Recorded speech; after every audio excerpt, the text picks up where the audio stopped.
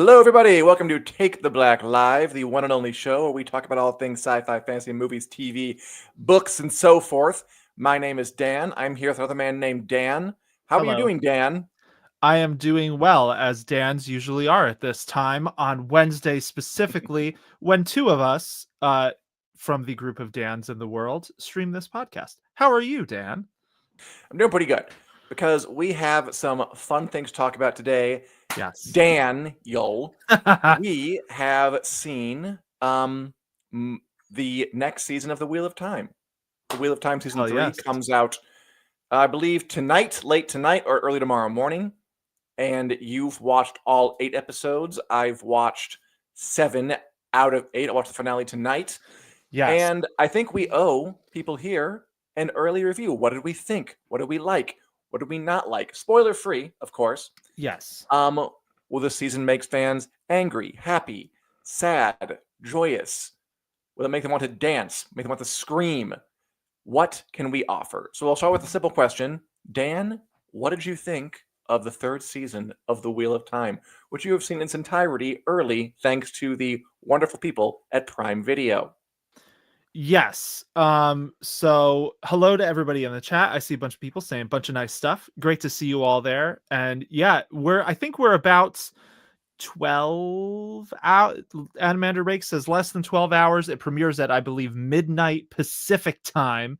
So that's 3 a.m. for East Coast people.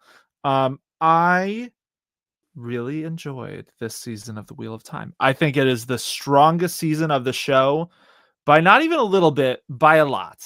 I think the show stepped up in just about every way this season. I think people who are both book fans and show watchers only, I think they'll probably all really enjoy this season. I have a few thoughts, but I'm sure you probably remember this, Dan. When season 2 came out, they only showed us the first 4 episodes early. And you kind of asked me back then, like, what did you think of them? And I was kind of hesitant because season 2 made a lot of really bold choices just out of the gate.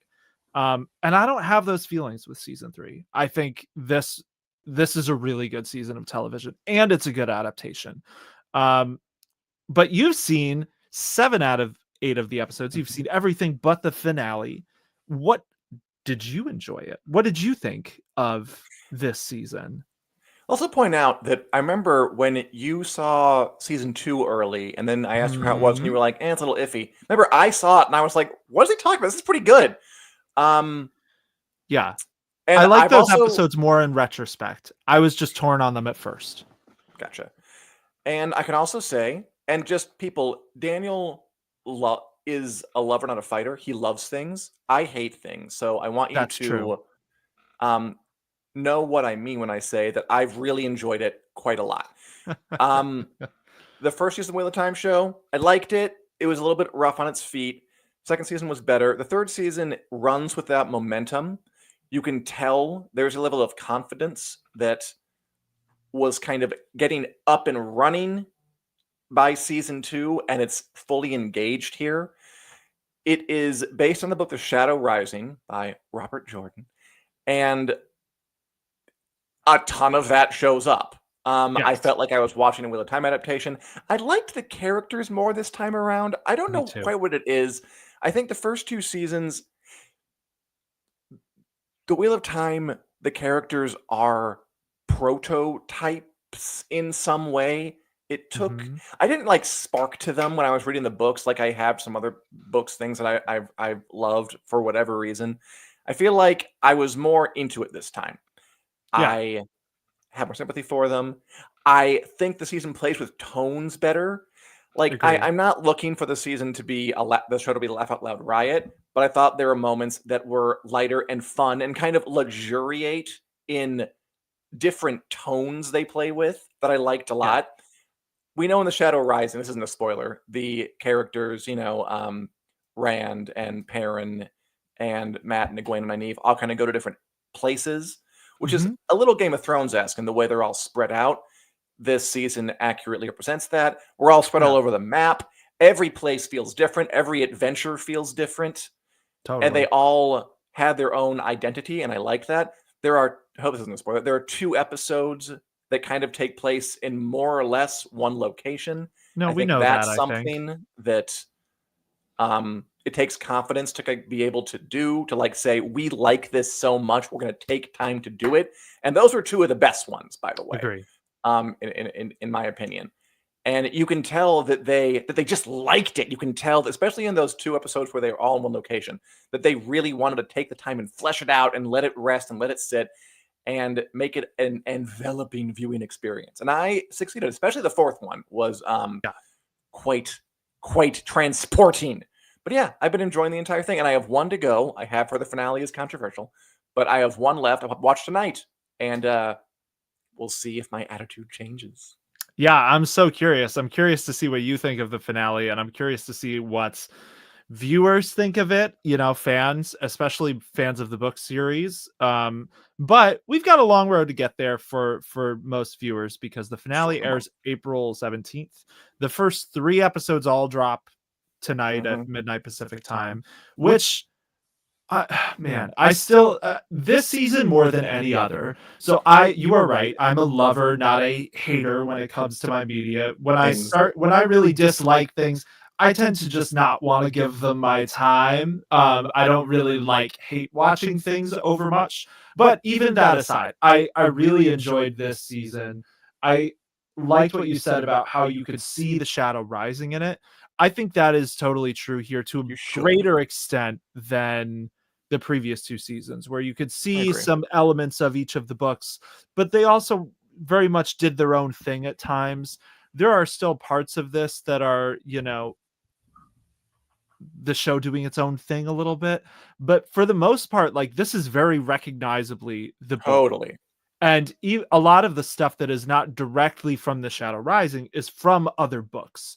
I recognize stuff from The Dragon Reborn, which is the 3rd book. I recognized some plot points from The Fires of Heaven that it's kind of setting up, which is the 5th book. So yeah, I think this season is going to really please fans of the series. And yeah, I agree with you about especially the almost kind of more standalone episodes.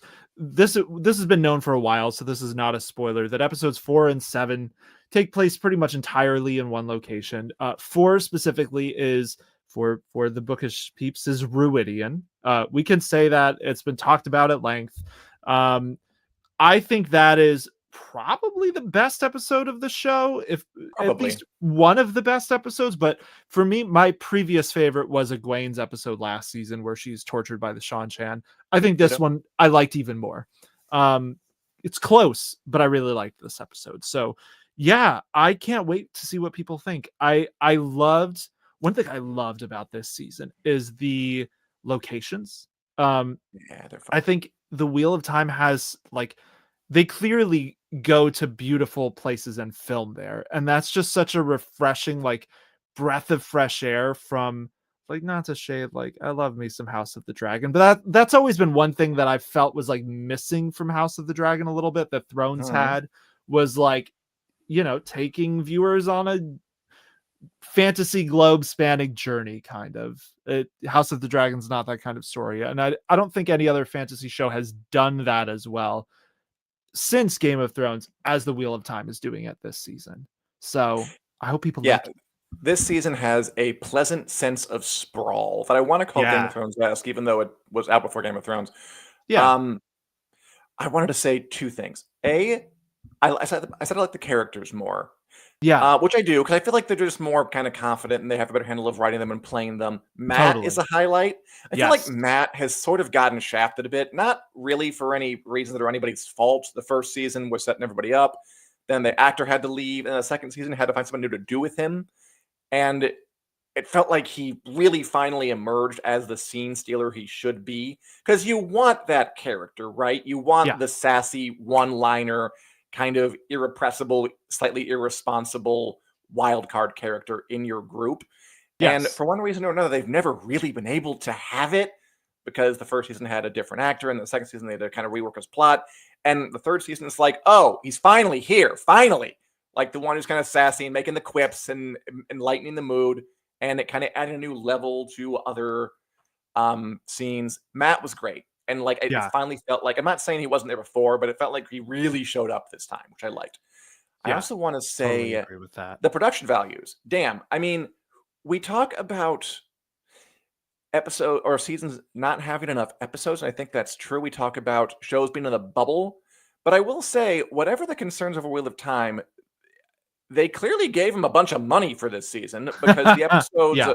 are A, very long. Like there are only 8, but they are chunky people or chunky Yes. episodes. And B, they look great. The show always looked pretty good. And I mean, in the first season, there was some rough stuff because of COVID. Again, it was sort of screwed over the show in the first season a bit. It was. It looks terrific here. Those first 11 minutes where they, which were put up online, where the Aes Sedai kind of battle in the tower. It just looks fantastic. It looks bright and colorful and dangerous and exciting. And there's a lot of that. That 4th episode in Ruidian, I kind of might compare it to a Game of Thrones episode like The Door, where they go back in time to Hodor's memories. They do a great job of mixing in these flashbacks, these visions. And I'm saying this isn't a spoiler because if you've read The Shadow Rising, you know what to expect. And doing it in a way that takes its time and is drawn out and is very lovingly put together and very evocative. And in terms of using like wide angle lenses and the sound mixing and like slow motion effects in a way that just is something I don't feel like I've seen. It feels like something out of The Wheel of Time. I can't really compare it to much else. I compared it to The Door just now from Game of Thrones, but still, that was incidental. I love that one. That was a great one. Yeah, I totally agree. And it does, that is a very, very famous scene from the books. I am so happy for the show that it has finally been able to do that scene, Totally love as that. well as so many others, and do them really well. And I do think the production values are, I know that like Rafe Judkins, the showrunner, has kind of talked about how they don't have as much money as some of the other big fantasy shows. Part of me has always felt like that is just like, maybe that's true, but it's also partially because Amazon is literally like dumping truckloads of money at the Rings of Power. So maybe it feels that way more than it actually is, because it clearly has a good budget this season. The show looks great. I think every single department, costuming, the special effects, the There are some stunts great are costumes. better, which is something that I haven't always loved. The stunts on the Wheel of Time, they're good, but like that is one thing I will give like The Witcher over the Wheel of Time. I think The Witcher has had really, really good fight scenes. The Wheel of Time's fight scenes are the best they've ever been this season. And the actors, what you said about the characters feeling more like themselves, about the production feeling more like it is, comfortable with the characters. Matt especially, I've said that in like every time I've written review material for this, because we will be reviewing these episodes. I reviewed the whole season earlier this week. That's something I keep coming back to, is like it felt like last season Donal Finn, who played Matt, was kind of finding his footing. The show is kind of finding its footing with him. This season, this is the Matt we all know and love and have been waiting for. Kind of the same with Perrin and Rand, honestly. Like, I agree. Yeah.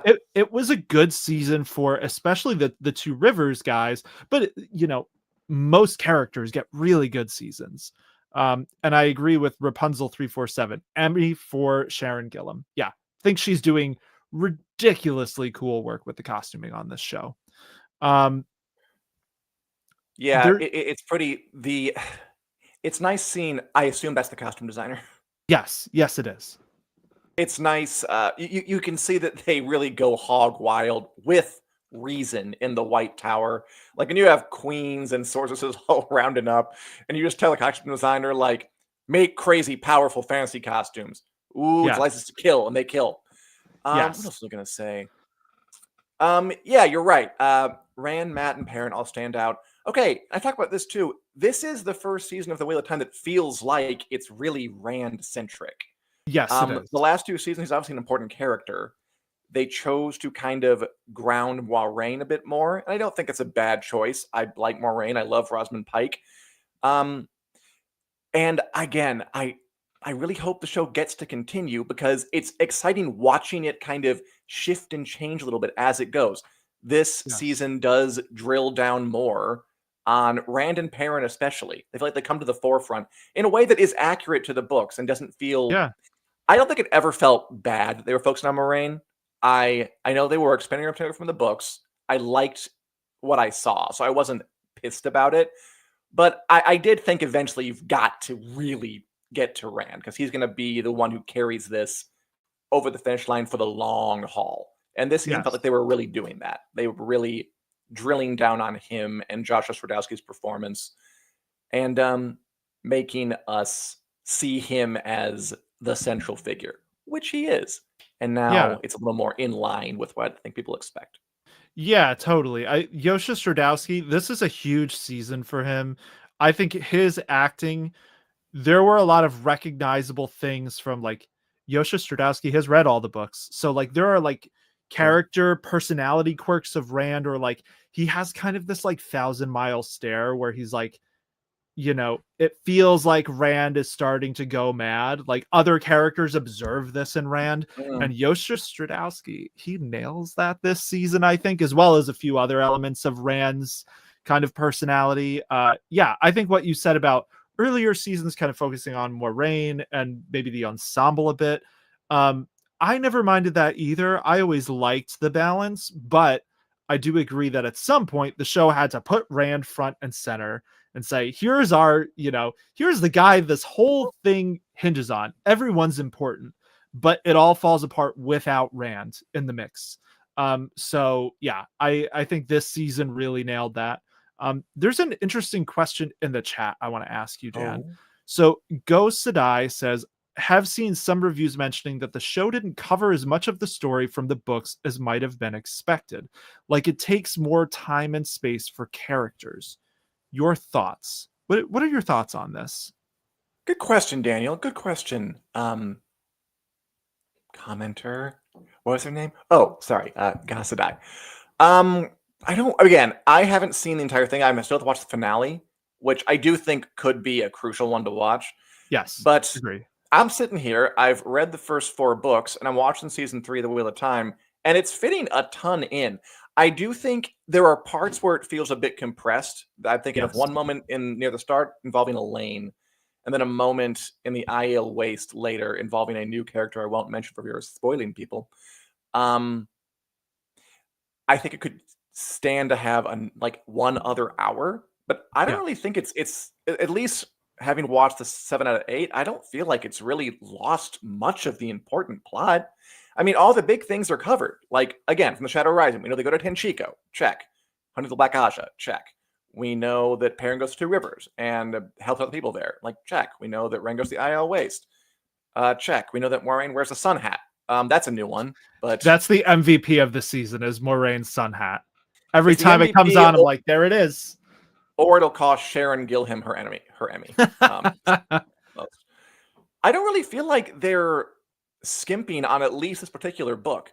And again, I do feel though that the characters are, I don't know, they're more vibrant. Like I like Yeah, Delane more this time. I think she has some dynamics to play that totally. I didn't really connect with before.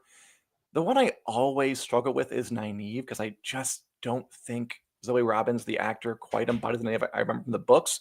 But I do like some of the levels they play with her this season too. There's a scene, Yeah. I can't spoil anything, but there's a scene where like she kind of acts a bit out of character in a purposeful way that Yeah. is, it's great to do that with a character. You want to get them in different contexts so they kind of put walls around who they are and what they do, which is great. They do that a lot. And also Matt being around helps. It's so helpful to have a charming rogue character because everyone else gets to react to him. That's what you Yes. need those in your stories.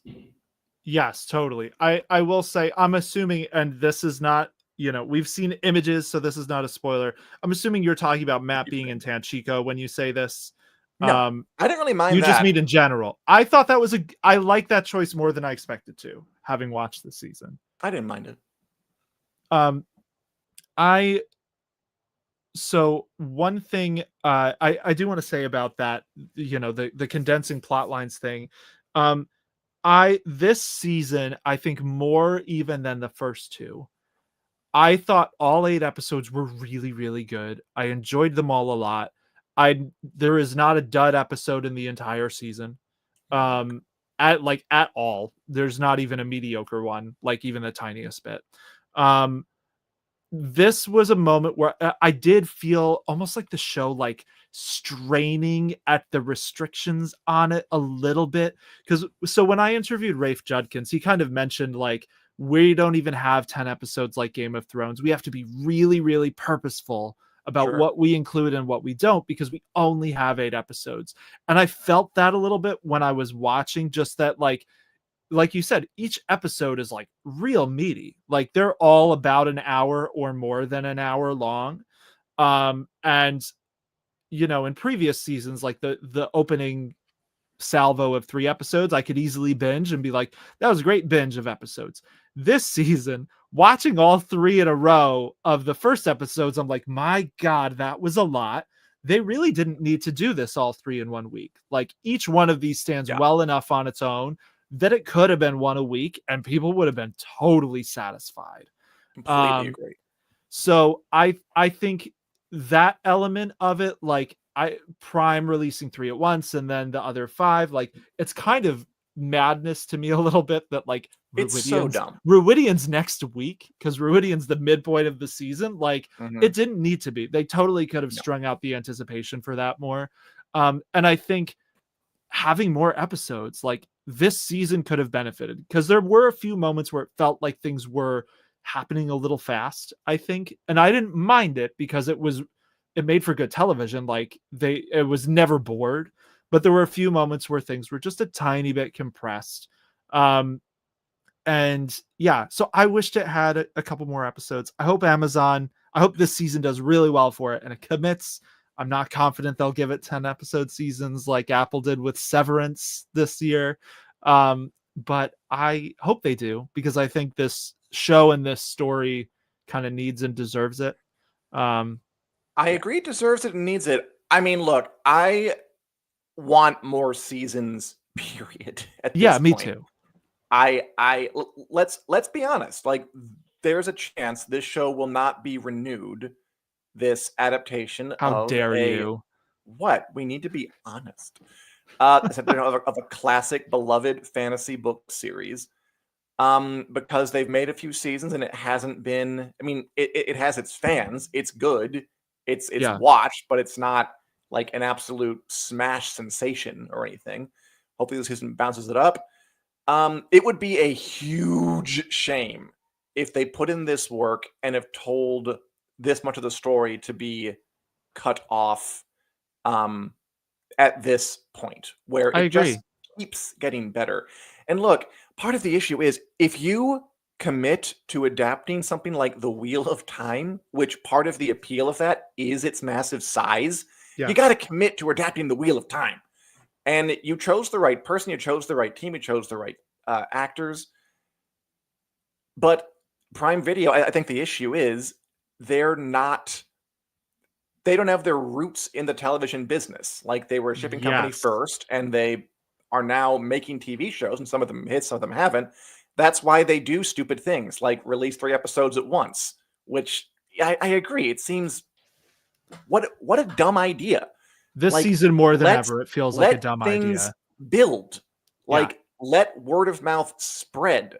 Let people talk. Let people get excited. It just seems like really basic common sense to me. Let your season play out over 2 months and dominate those 2 months rather than play out over a month and a week. And all this thing you spent all this money on is over much shorter than it could be. And they might do something stupid like commit to making a giant story like The Wheel of Time and then cancel it in the middle of it. I really hope they don't. I really hope they get to do several more seasons. I would love to see 8. Yeah, I would love to see at least 8. I want them to be able to finish this entire story, and 8 seasons is already pushing it. Like, I always look at like the books on my shelf behind the computer screen when I'm thinking about the 8 seasons, and I'm like, man, they're gonna, they're gonna have to condense basically the back half of the series into like 2 seasons. It kind of looks like 2 to 3 seasons total. Yeah, I think what you said about Amazon not having its roots in the television industry is so on point. Like that's something I've been thinking about a lot with this season because to me it is clear like Jeff Bezos very famously mandated like find me the next Game of Thrones. And Sure. they did a bunch of shows. They dumped a bunch of money at the Rings of Power because that's a very very recognizable brand, you know, the Lord of the That's the Rings. only reason. That's the only reason. It doesn't get bigger as a property than the Lord of the Rings, even if the story the Rings of Power is telling is like the C tier, D tier story of Tolkien's mythos. Like it is such a D tier story that Tolkien only wrote like 100 pages about it. Like it wasn't even the main part of the Silmarillion. So like not to shade Rings of Power, I know it has its fans, but I on the like other it. end of that, you have the Wheel of Time, which is this very famous, very beloved fantasy saga that it is not having the growing pains of the Rings of Power. Yes, it had No. stumbling blocks, but it's also a much better production overall, I think, than the Rings of Power, despite Much more having consistently written, much yes, more of a piece and coherent across seasons than Rings of Power seems. yes. When it is inventing storylines, when it's giving characters like, say, Alana, for example, more focus than she got in the book, it feels like they're doing that Very because right. they are very conscientious of the overall story they're telling. So, like, Alana does a very important thing in book 6. The show has made it so that when that happens, and I would be shocked if it didn't, when that happens, if it gets renewed, it will hit very, very differently. So there are all these examples of things like that where the Wheel of Time as an adaptation feels like it gets the story it's telling. Whereas the Rings Mhm. of Power is like, wouldn't it be fun to have Top Bombadil give Gandalf advice for a whole ass season? So like I think I've kind of rambled, but the point I was trying to make with this was Amazon wanted its Game of Thrones, and no, the Wheel of Time does not have the same phenomenon reach as Game of Thrones at this point in its run. But I think it is the closest thing Amazon is going to get to that Yes. goal. And I think at this point, the biggest thing working against the Wheel of Time is Amazon not having its roots in the television industry. Because their TV arm is basically Jeff Bezos's pocket change. Like it's the money he found under his couch is what they can throw at TV. It's to help drive Prime subscriptions more Yeah. than it is to build their television network, you know? And I'm sure that dropping 3 episodes at once factors in there in terms of watch time and getting people to subscribe to Prime on that day instead of at a later day and all these sorts of things. So there's stuff like that where it's like that having the knowledge to think maybe this show is worth giving 10 episodes a season because it's kind of the word of mouth of it, the cast we have for it, it is gradually becoming the flagship series for our fantasy genre stuff, Mhm. whether we were betting on it originally or not. So yeah, I think like I have been slow to get on the Prime do more for the Wheel of Time train, but I think at this point it's pretty clear that is like both it's kind of the biggest obstacle the show is facing is Yeah. can Prime really invest in it like a network like HBO fully got behind Game of Thrones, which is part of why it succeeded the way it succeeded. So, Yes. whew, Zach asks, will it do well enough to get more seasons? I honestly don't know, it's hard but to tell. at this point, I agree with you that It should. crime is the lack of understanding is an issue with the executive level. But I hope so. I think it'll get more. And I really hope it does. And I hope everyone watches so we can talk Yeah. about it here. We'll keep talking about it and cross our fingers that we get the full story. Sure, go for 10 Yeah. seasons. Why not if you're really into it? Yeah. Any other thoughts before we move on, Dan? Because we do have a couple of things to talk about. Yeah. One or two other quick thoughts. Yeah, So, go ahead. in response to Zach, I think if season 3 doesn't perform well enough to get more seasons, that will be not season three's fault. Let me just say that. I think that will be kind of on Prime if it doesn't get more seasons, because I think the season of television they've produced is about as good as anyone could have hoped for. Um, the last thing I wanted to ask you, Dan, something we didn't really talk about. There are a lot of new characters this season. Like there are a ton. The cast like grows exponentially here. who are some of your favorites and why? Whoa. I mean, I like listening to Shore Agdashlu So speak good. as Elida.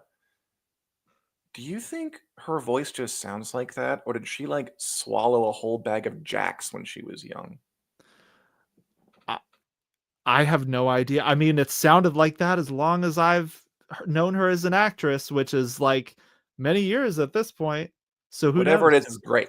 Yeah, it has The worked out in her favor, whatever the reason. Disney the Io Waste are really cool. The wise Yeah. ones, we meet all of them. Those are the ones that I'm thinking of. A lot of new characters. Yeah. I mean, yeah, I feel like the most of them I've known. Yeah. So Elida's the standout for me too. I thought she was Mhm. really excellent. I also love Bear, who's played by Jamie Lannister. Nikolai Oh Coster-Waldau. It's yeah. his real life wife plays the wise Mhm. one Bear. Nukaka Coster-Waldau. Thought she was great. There are some characters who haven't been officially announced yet that I really liked. I also thought Lord Gabriel's pretty good. And we don't see a ton of Morgaze as or sorry, Olivia Williams as Morgaze, but she's another performance I thought was excellent. I Yeah, want to holds the see screen. I Absolutely, whatever would want to happen. see a lot more of Morgaze Blaine's because brothers both stand out. yeah, Yeah, there are no small parts. There are only no, small actors. Something like that. Whatever. yeah, Yeah, everyone pops the way they should. Confident, fun, good watching. I hope yeah. everybody watches it. I agree with Rapunzel 347. We'll do what we can with our tiny platform to share it because I think it deserves to get seen. Yes, totally agree. And we may not kidnap any family, but did my wife and I we did get her mom watching the Wheel of Time this week. Cool. So she is into it. We're doing our best to, if not kidnap family members, indoctrinate them. Um, Some militant language there.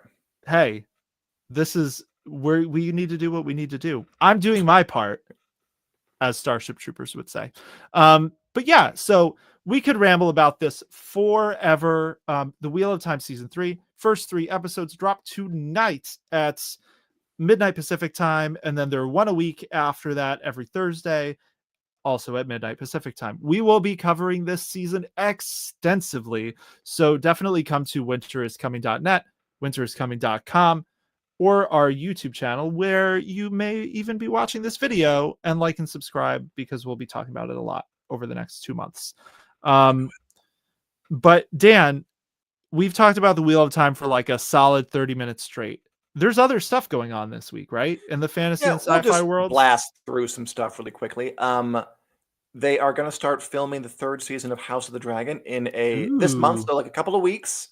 that's The showrunner exciting. Ryan Condal is saying season 2 is huge. Season 3 is huger in many ways. There are, by my count, on stage 4 major events from the book Fire and Blood that we get to adapt and realize in 3 dimensions in this season. That's really exciting on a scope and scale perspective, and I think it's the thing the show does really well. The things that we're building are mind-boggling. 4 major Man, events. They've got to be. what? Yeah, let's I talk mean, about that. they've got to. Well, God, The this gullet, show has also obviously. run into big problems because of the limits on the episodes. Because 2 of the major events are things that probably should have happened on the second season, which are the Yeah. Gullet and Taking of King's Landing Yes. by Rhaenyra. The other 2, Those are the I'm 2 we know for sure. which Gotta like that's happen. that's 2 out of the 4. And then the other 2, I'm not sure. Maybe the battle by the lakeshore, the battle where Kristen Cole has something important happen to him, and then the first battle of Tumbleton. They built a set for it, but again, Yeah. those aren't great like climactic scenes. I mean, this show, man, it was so clear the second season had like more to do and that they pushed a major event into the third season. I hope they can structurally sort of find a way to structure it so it works. Yeah, yeah. I mean, I'll be honest. So I saw that and I was like, "Ooh, cool! 4 major events." And my next thought, and like, I feel bad because like I really liked, especially the first season of House of the Dragon. I Yeah. thought season 2 had some real standout episodes, and I enjoyed it. but the finale was a massive letdown. The 4 major event thing just made me think, oh God, they're doing one more season after this, and there are so many major events Yeah, left I to don't cover know in this how story. they would do that. Either they got to give it another season, or they're just gonna cut a ton. Yeah, like I'll be honest, one that so when they first said, excuse me, we're doing 4 seasons, I wondered if we would see the battle over the God's Eye late in season 3. Um, I don't think we needed it in season 3, but like thinking of the way George R. R. Sure. Martin structured the dance, that like if you were to just beat by beat put it on a piece of paper, that's kind of Yeah. where it would fall. Um, Now I think they're probably going to do that in season 4 There's because no of way they just wouldn't. Yeah. yeah, because of just where we're at with this story, which having that in season 4, along with the fates of a few other very major characters, it's like that's too much for the final season. So yeah, I wonder if he's not counting the taking of King's Landing as one of those, because that is kind of a Yeah, bloodless maybe. thing where the dragons fly overhead and then they're like, here, have our city, basically. So they could do Yeah, that in maybe. a smaller way. But yeah, I think House of the Dragon, I'm excited, but it's kind of worked itself into a corner. I'm nervous. I mean, again, not we're talking about like Wheel of Time, House of the Dragon, things that are partially not really their fault. Like they wanted to do more, and they got their episodes tossed out at the end. Like HBO said, for whatever reason, budget strikes. Like we're gonna have to take some of this and put it into the beginning of season 3. Like Yeah. that's executives matter at this level. Stuff matters.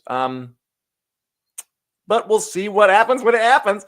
Yeah. Say really quickly. Also, there'll be a conceptual episode, whatever that means. We're gonna guess some kind of Again, bodily makes me character nervous. thing. Yeah. It does, yes, Makes because me think so of far they're Damien. yeah, I know, right? The like when they've gone out of the box, it's been what if we have Damon sleep with his mom in his dream, which I don't think anybody wanted to see. Yeah, So exactly. I mean, hopefully it just means like a bottle thing where characters just talk to each other. That's fine. They could do that. Yeah. There's no reason a conceptual episode can't work. Just I hope they don't I mean, the take a Wheel of botch with it. Time's making it work. It Man, we're clearly really can. down on this. Well, it's hard. I think so. What Leo says in the chat, I hope season 3 restores faith and they've learned from past mistakes. Me too, because like I want to be like Dan said at the start of this. I'm a lover, not a hater. When it comes to my media, I don't really want to be hating on House of the Dragon, but I think we, along with so many other fans, kind of felt a little bitter about it after season 2. So House of the Dragon, it kind of has something to prove this season. It has to Sure. win some faith back, because at this point I see things like a conceptual episode and I'm like, oh God, what like, kind of indulgent idea did they think of now that they're going to do instead of like the Battle of Tumbleton or something? That's the fear I get when I see that. Whereas when the Wheel of Time says we're doing a conceptual episode like Ruidian, I'm like, hell yeah. So yeah, we'll see. Yeah, they've smashed it. Also, the Last of Us on Frank's side. Sure, says Ben Jack. Love that. That's true. Conceptual episode's Yeah, gonna be great. that's a great Last of Us that's a Bill great and Frank, example. the best one, the best episode so far. Best episode of the 2020s. Also, they did the table read, and here's Tom Glencarney, who plays Aegon, powering through his season with the power of potassium. Yeah, very healthy. That Tom Mhm. Glencarney. Yeah, got to keep it trim for TV. It's true. A Night of the Seven Kingdoms, the Game of Thrones prequel is coming this year, is also on the way. Francisca Orsi, who's an HBO executive, talking about how they're making it for under 10 million an episode, which is Peanuts. at this point, yeah, that's the point we're at in TV between Game of Thrones and Stranger Things and The Rings of Power, is that under 10 minute episode is peanuts, which back in the day, like 20 years ago, it would have been a crazy amount. Yeah. But I said it before and I'll say it again. I do think some kind of correction might be a really good, refreshing idea. Do something a little smaller scale and a little more intimate for not quite as much crazy money. Could be a really good thing. Yeah. I'm looking forward to that show a lot. And George R. R. Martin was talking about basically saying that they're already working on a second season, which is true. They're laying the foundation. I don't know if that means that they're actually going to 100% do it. Although, again, because it doesn't cost as much, it's probably going to be great. I'm not really afraid for that one.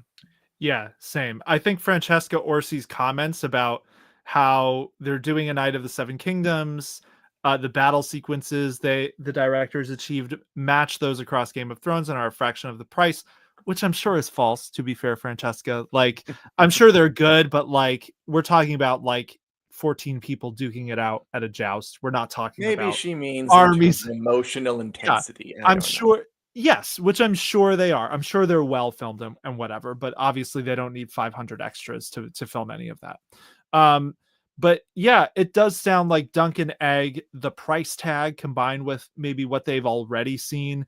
I agree with you. I'm not worried. I would be shocked if they didn't renew Dunk and Egg just based on the even without it being out. Like, it'd have to really bomb for them to not renew it because of how cheap it is compared to cheap in 2025 dollars some of their other shows.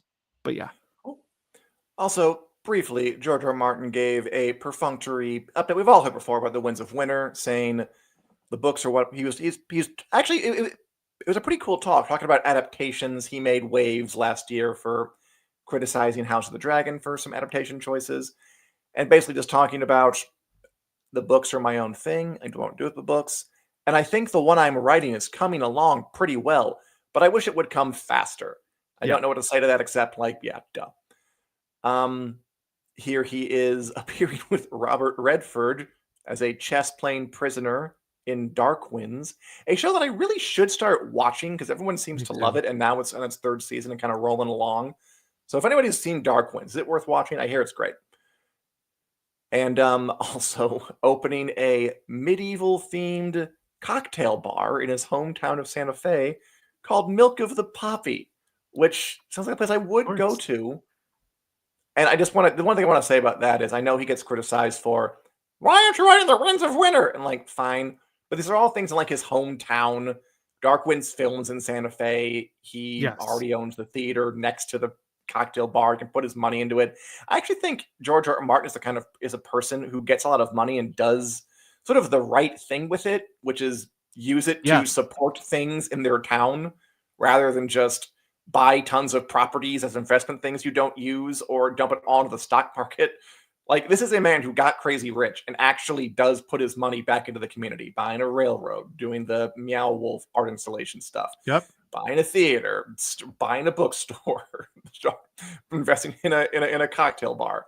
I Yeah. wish more crazy rich people would actually do this kind of thing. I totally agree with that. I think I've told this story on the podcast before, but the one time I went to Santa Fe, New Mexico, I was really surprised that like their local magazine of like what's going on around Santa Fe that they had in restaurants, it had George on the cover, and it was basically all about how grateful they are as a community that he's such an active philanthropist, investing back into Santa Fe and the arts industry there. So yeah, I totally agree with you. Like, people get bent out of shape. I think a lot of people in Santa Fe love the fact that he does this Oh, they would because have to. He's it's like been making businesses left and right. he really is. And like in terms of their film industry, I'm sure like it has been gradually getting better and better in that region. And like I'm sure he's not a small part of that. I didn't realize, so Milk of the Poppy, you said that's next to the movie theater? It's on the same block. It's like the movie theater, the bookstore, and That's now this fun. cocktail bar. He's just buying a block and making fun little businesses there. That's so fun. Yeah, It Beastly is Books fun. is next to it too, and that he has like all signed books there you can order and stuff. But that is funny. Like, you know, in a few years it'll be like the George R. R. Martin lane or whatever, and it's just all his businesses. But yeah, love it. I'd go to Milk of the Poppy. I hope it's up and running whenever I next find myself in Santa Fe. Who knows when that will be? Yeah, I'll just say it again before we move on. We're having a complicated reckoning right now in this country with the power of the super rich. I don't think George R. Martin is quite in their league, but if you have money, I'd much prefer you do this than, Yes. I don't know, buy the U.S. government and then dismantle it, for example. Yeah. But And it's worth that can be a it's discussion for another day. yeah, and it's worth noting the movie theater, the Jean Cocteau videos. or owns, part of the reason he bought that was because he loved that movie theater and it closed. So it was like reviving an art installation of Santa Fe. He also like invested in a wolf sanctuary. Like there are all these things this dude's done. So yeah, I agree. The world needs less rich people. I don't care to talk about. Yes, it needs less of those and it needs more George R. R. Martins, I think is the takeaway here. But Dan, we should probably talk about some other stuff we've been watching, right? We're running time. This is a packed we week. Did miss last week. Sorry about that. We had technical difficulties. The power was out in my town. Sorry, everyone. The whole town was out for like 4 hours. Yeah, I'm watching a lot. Invincible has been a little up and down this season, but this last episode and this next, the finale, bad ass. They saved all the good stuff and the money for these last two. It's pretty clear now that I've seen the whole thing, and they really go hard. Cool. People are gonna love the one that airs tomorrow. What else did I watch? Severance. That is picking up steam. They've had some really big swings and some really big hits lately. I've seen the new one that airs tomorrow. It is very clearly a set up the finale episode, but it's still compelling. Gets back to like the kind of fundamentals and nuts and bolts. What, you don't like that? I gotta be honest. I've been enjoying Severance, but less than I expected. I think I liked the Gemma episode. Yeah, the last one was a Harmony Cobell episode, and I think having two back-to-back kind of episodes on one character in one place, I didn't love that pacing wise. And I felt like the Cobell one, I like the big reveal there at the end about her place in the Lumen Severance industrial complex. But I felt like some of the dialogue was like almost too cryptic, where it's like, I need to go to Sissy. I don't know what you mean. Like it was a lot of cryptic back and forth that it didn't quite land for me. So I'm waiting for Severance to get back to what it does really well, which is the office mind bending shenanigans. So I'm hopeful it'll do that in the last two, maybe. This is it. I mean, like it's at the finale, but we're back at the office. We're back at the normal characters. We're back to the normal stuff. It's just, it's a finale tee-up episode, but it's very much, I agree with you. They've been doing a lot of different kind of experimental things this season. This is not an experimental episode. It is an episode that leads into the finale pretty clearly. Cool. And I like some of the experimental ones. The Gemma one especially I thought was great. Oh, wonderful. The Cobell one, have you been watching, or wait, you've been watching screeners, so I don't know if you've even seen these. After the episodes, they have these like Ben Stiller and the writer explain what's going on in Severance. Have you seen any of those? No. So the last one for the Harmony Cobell one, that whole episode was so cryptic. And like you had to read into it. And I liked it sometimes. Other times I was like, man, you needed to just blatantly say an extra thing or two. The writer after the episode summed up what the episode was about in like 2 sentences. And I was like, you just told me more about what was happening in that episode than the entire episode told me. He talked about like the brain drain on the town and stuff. And I was like, you did not make that very clear in the episode. What you're saying, it reminded me of Danny kind of forgot about the Iron Fleet is kind of the vibe of those things. But cool. I'm excited that you said the next one is good. And then obviously the finale is next week. I enjoyed the Harmony one. I mean, it was different, but I liked that it was short. And I think I picked it up. I wonder if it just went over your head because you're not that bright. That there's always that possibility, Dan. I'm not saying I didn't understand what was going on in the episode. I just don't think they executed it as well as they could have. I think the evidence for it is in the episodes around it, because I did not feel that way about like the Gemma one or some of the others, but the Harmony one specifically, I don't know. I liked some parts of it, but who said it in the chat? Zach. Being away from the core 4 for 2 episodes hurt it. That's really my biggest takeaway. I do agree that the Gemma episode was beautifully done, Emmy worthy. That episode was directed by their cinematographer, and I thought the cinema was so pretty, so good. Yeah, I thought that you really could see the vision with the shots and the direction in that one, where I think it, at least in the terms of the visual style, it's probably the strongest episode since the premiere for me, with that big crazy scene of Mark That was running down great. the hallway. But yeah, so Severance. I get it, and I agree with you. I watched Daredevil, and that's Oh, how is yeah, it? it's good. It's cool. Yeah, Okay, did you know we can't talk too long because we gotta wrap things up? But do we? I'm just gonna spoil it. In the premiere, the episode last week, the one that started, they Yeah. bring back. I'm not sure if you know this, and if you don't, I'm sorry.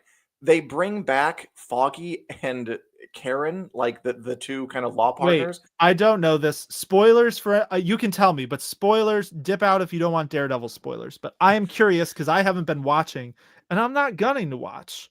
So, Yeah, I don't think it needs. It's fine. But they bring them back for a really nice scene, and then immediately write them out completely, more or less oh, completely. So that are you? was.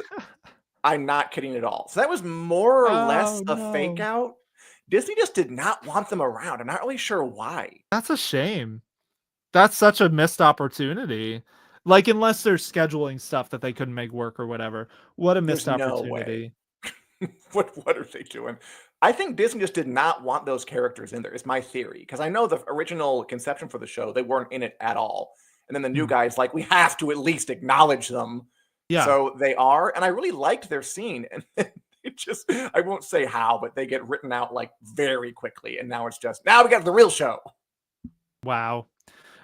So let me ask you then, because I did watch all 3 seasons of Daredevil on Mhm. Netflix. I enjoyed them. It was a different era of superhero TV where Was. it was actually really good TV.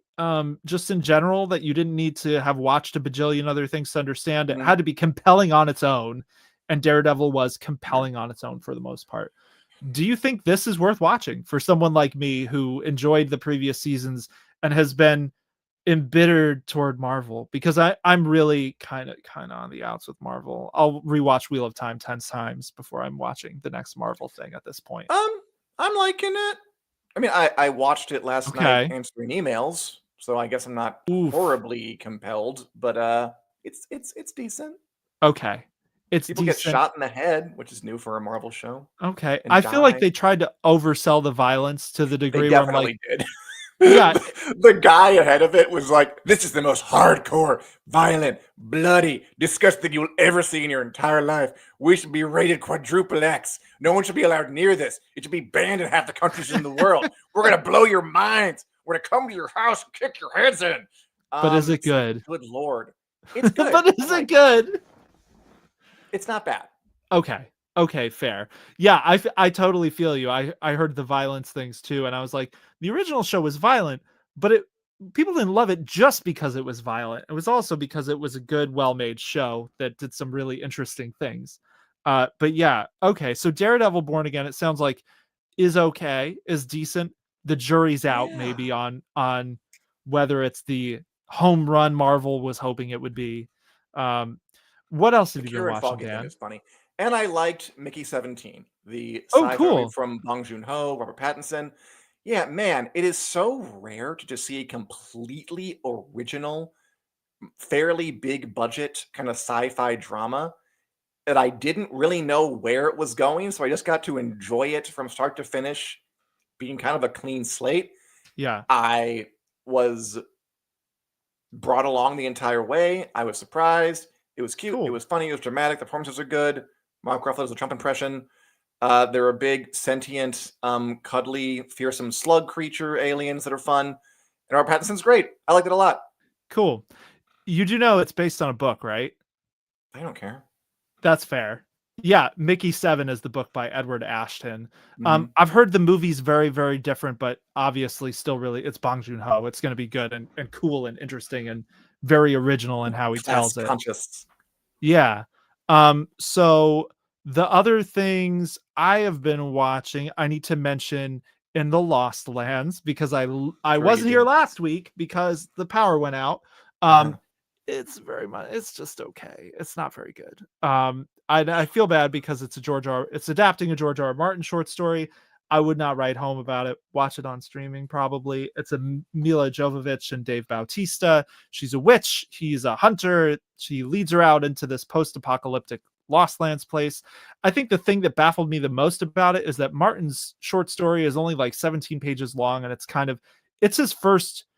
one of his first real works of fantasy that was published. Mm-hmm. Like, she's a witch, like there are kingdoms, there's a paladin in it, like it's not trying to be sci-fi, and the movie's like post-apocalyptic type of sci-fi almost, and like Sure. it's just a little weird. His short story is excellent, and it ends in a very, very dark way. The movie lightened it up a little bit at the ending, so yeah, it happened. It happened is what I will say. Didn't love it. Should we move on to later? Do you got any more? Mythic Quest, still watching, Oh, yeah. still enjoying. Haven't seen the most recent episode, but I love that show. It's one of my fun time shows. I watched the first season. You're right, it's good. Nice. So you saw the pandemic episode, right? Yes, I did. I thought that was a really incredibly done pandemic episode. They filmed the whole thing over Zoom. Like you can, the way they talked about how they filmed that thing, it was basically like they needed a way to get people back to work during the pandemic. Mm-hmm. They were filming season 2, they shut down. So they filmed that episode and then plugged it into season 1. And they did it all with like iPhones at their house. It was very clever. Yeah. I'm sure it would have been like more bowled over if I had watched it during the pandemic. Sure. But I liked it. Yeah. I thought you were talking about like kind of the standalone episode where the two people make the game company. That was an interesting one too. Yeah, that was also great. Good. I had to warm up for it a bit. I wasn't like thrilled in the first few episodes. I thought it was a little milquetoast, and then it grew on me. And then the characters really sharpened up. I started to laugh more. So yeah, that one grew on me as I watched the first season. Yeah, totally. I love Poppy. I don't know the actress's name, but I've never seen her in anything else. I don't know that she's been in anything else really, but I think she's like one of the show's secret weapons. I could watch her act on that show all day. Oh, not secret. She's up there in the front. Yeah, true. But yeah, it is 3:58. I'm sure producer Richard has other things to do, so maybe we should lightning round. What do you think? Really, really fast. We're gonna go over some stories. We don't have to get the name out of the show and do their 20-second opinions. Wow, that was so fast. So fast. All right, lightning round. Daniel, Sadie Sink of Stranger Things fame is joining Tom Holland in the next Spider-Man movie. Who's she playing? Mystery. Yeah, I like Sadie Sink for a new Spider-Man movie. I can't help but notice she's a redhead who looks like Mary Jane Watson from the comics, and I kind of wonder if they're just going to, now that Zendaya's Michelle Jones doesn't remember Spider-Man, if he's going to meet Mary Jane, the other MJ, and it will be played by Sadie Sink.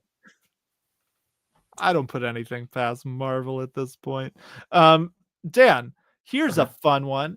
I don't know if this is confirmed or it's just highly rumored, but apparently it's near confirmed. It's near confirmed. It is on the cusp of confirmation that Janet McTeer will play Professor McGonagall in the new Harry Potter show, and Papa Asayadu is playing Snape. How do you feel? The big news is like we're getting almost confirmations about the Harry Potter show after John Lithgow's playing Dumbledore. It's happening. It's going forward. It's happening. This is real. It's happening. There was a lot of backlash because Papa Asayadu was black and he's playing Snape, and it's like, but Snape's white. Why can't Adam Driver play him?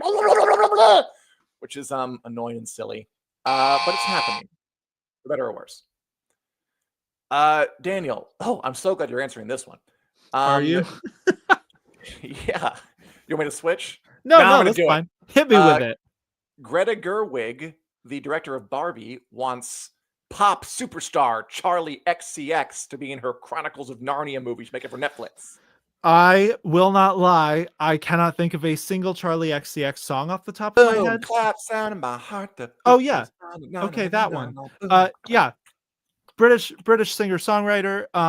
I assume she wants her to be the White Witch or something, because what other roles for adult women are there in Narnia? Everyone else is a faun or some kind. They're all either creatures or children. That's the one role. So yeah, in Greta Gerwig we trust. All right. Here's a fun one. So apparently George Lucas proposed making a Star Wars TV show, and it would have cost 40 million per episode. Here's the kicker: into the early 2000s, so pre Game of Thrones. To be fair, people were a lot more. Star Wars had a lot more mystique back then, but 40 million in the early 2000s? Like, what is that even today? Like 180? That would have been nuts. No, that never was going to happen. It's going to be like it's going to be about like the underworld or something of Star Wars, whatever. Ooh. Give me a Coruscant crime drama. Yeah. Crime families on Coruscant. Okay. I'm here for this it. This one is more your speed. Yes. Avatar 3, the new one, Fire and Ash, is that what it's called? Yes. Is the longest of the Avatar movies yet, and it made James Cameron's wife bawl uncontrollably after she watched it. I think neither of those things surprised me over much. Because so apparently it's going to be 3 hours and 12 minutes, which that feels pretty average for like the Avatar extended cut is around that length too. So sure. Like, I think it fits. It's okay. It's on brand. And yeah, of course it brought James Cameron's wife to tears because she's supportive and she wouldn't tell him if it didn't. All right. Dan, here is a fun one. And sorry you missed us, Julie. We did have daylight savings here in the US. So we switched back. We did this stupid thing in the US. We change our times twice a year. Never mind, it's the whole thing. It's dumb. We all hate it. But John Wick does not hate it because he is dead. However, John Wick 5 as a movie is still moving forward with dead John Wick, who may or may not be in it because he's dead. Yeah, how do you make a movie with the main character who died in the last movie? I don't know. You take John Wick's body to a witch doctor and you have them resurrect him, and then he has to fight his way out of a mausoleum full of zombies. I did it. I'd watch that. John Wick 5. All right, Daniel. Yes. The trailer for The Last of Us Season 2 got 158 million views in 3 days, breaking a record for HBO and Max. Wow, that's a lot of views. That trailer, which there's a new trailer for The Last of Us, go watch it. It is pretty awesome. So I'm not surprised that people are hyped. I know we're gushing about the Wheel of Time. The Last of Us is going to be probably the next really huge show of the year after Wheel of Time. It premieres, I think, April 17th, right? April something 14th. The same week as the Watt finale. And yeah, it's going to be epic. Oh, Dan, here's one for you about Hideo Kojima, the world's coolest dude, he's always posting cool photos on his social media of him doing cool stuff because he's Hideo Kojima and he can. So a movie based on Hideo Kojima's video game Death Stranding is apparently in the works. Yeah, Death Stranding is a game where Norman Reedus carries boxes across a sci-fi landscape. Okay. And now it'll be a movie because Hideo Kojima is a video game developer who famously loves movies more than he loves life or games or anything. Not surprised. I guess they have to cast Norman Reedus. Who else could they possibly do? That's I want to sit on those discussions. Do you cast Norman Reedus? Who do we cast to play Norman Reedus? If they don't, it is it is a direct middle finger to him. Yes, but that'll be then. This is now. Julie, I'm sorry for condescending and assuming that the entire world didn't have some kind of version of daylight savings time. I'm an American. I don't look beyond the borders of my own country. To be fair, our colleague in, I believe, Ireland told us he does not have it. So he doesn't? No. So we had reasons for assuming this. It wasn't just thinking we're the only ones who have this stupid ass tradition. You gotta get rid of this stuff. But we're an hour earlier for some parts of the world. Everybody, thanks for sticking with us today. This is a long one. Wheel of Time Season 3 debuts tonight. Woo! Check out winterscoming.com.net for all of your fantasy, sci-fi, and book TV needs. Subscribe to us here on the YouTube channel, the Facebook channel. Give us a like, a subscribe. Tell your friends, tell your children, tell your parents, tell your parole officers. Just get everybody watching who can get watching, because we like attention. We'll be here doing another live show at 2 p.m. CST next Wednesday and every Wednesday from here until the end of eternity. Thanks a lot for watching. Have a great day, and goodbye. Take care, all. Happy Watt Week.